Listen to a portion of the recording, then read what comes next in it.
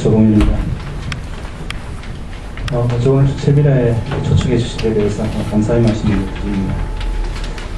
일단 두 분 발제 내용 잘 들었습니다. 일단 뭐 전체적으로 많이 나와 있지만 북한 합해 계획의 내용, 배경, 그 다음에 파장, 심지어 향후 전망까지 또 잘 정리해 주신 것 같아가지고 그 내용 부분에서는 큰 이의는 없습니다.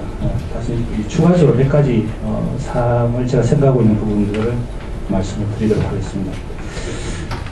먼저 제가 토론문은 있는데 토론문 그 전에 이번에 북한이 합해 개혁을 하면서 과연 이론적 토대 내지 북한 사람들은 어떻게 생각하고 있는지에 대해서 한번 쭉 체크를 한번 해봤는데 몇 가지 재미난 사실을 말씀을 드리겠습니다. 아마 그게 결국은 배경하고도 좀 자기들이 주장하는 배경하고도 좀 관련되지 않는가 싶고요. 첫 번째를 보니까 북한은 합해를 어떻게 정의하느냐, 북한 합해를 어떻게 보느냐가 보니까 이 근로자들 사이의 경제관계, 그 다음에 생산자들 간의 동지적 협조관계, 그 다음에 그래서 이 합해라는 거는 이 착취 도구로 이용되지 않는다. 뭐 이렇게 좀 표현되어 있고 설명을 하더라고요. 그래서 이게 결국은 북한 내에 어떤 이런 심각한 문제들이 발생하는구나. 그 이야기는 뭐냐면 결국은 우리가 권력과 결탁한 신흥 자본가들 이런 문제가 굉장히 불거지다 보니까 이러한 부분에 대한 어떤 이 척결 이런 부분이 들어간 것 같고, 그 다음에 최근에 북한 아시다시피 이 돈을 가지고 고리대금업도 굉장히 승행하고, 그래서 이런 것들이 결국은 북한 주민들 간의 어떤 이 갈등 요소 이런 것들이 있었던 것 같고, 또 두 번째는 보니까 이 합해라는 것은 상품을 팔고 사는 일을 얘기한다. 우리가 일반적으로 정의하는 합해하고 같은 개념으로 정의를 내리고 있던데요. 그래서 이 합해가 유통 단계에 들어가야만이 결국은 상품의 판매, 구매도 잘 이루어진다.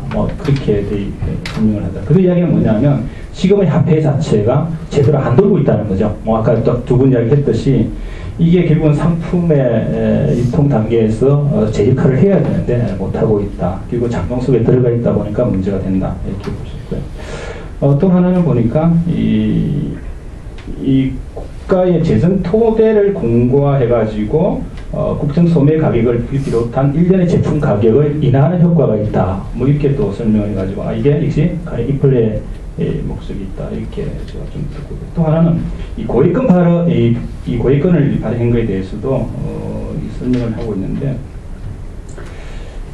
이 큰 액수의 돈을 보관하거나 지불이 생겼을 때 주민, 기관, 기업소 등의 편의를 도모하기 위한 것이다.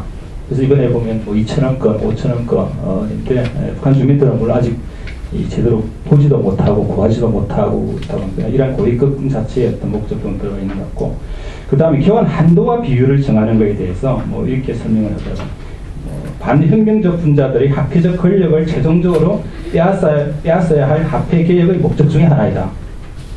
그래서 이거는 이 교환 한도와 비율을 정한 목적 자체를 설명하고, 그 다음에 또 하나는 은행의 유치, 나머지 금액을 은행에 유치토록 한 것은 결국은 상품 유통 단계보다 과잉 합해를 해소하는 목적이다. 이렇게 설명을 하다. 그래서 몇 가지 사항들을 체크해 보니까 이번에 우리가 일반적으로 북한 합해 개혁 배경 내지 이유를 분석하는 데 좀 많이 참고가 됐다는 걸 먼저 말씀을 드리겠습니다. 네, 토론문 보면 저는 이제 결론적으로 이번에 북한의 합해 개혁은 금융 계엄령 정도로 좀 급속도로 단기적으로 이루어진 초강수를 둔 거다. 이렇게 평가를 하고 있고요.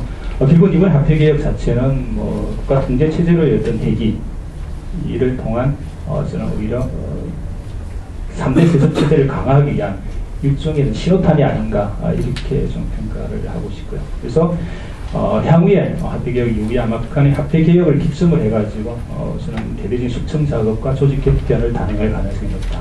그리고 그 과정 속에서 권력 갈등이 심화되고 그런 와중에서 결국 북한 주민들의 피해는 더 커질 거다. 이렇게 저는 간단히 정의를 내려보고 있습니다.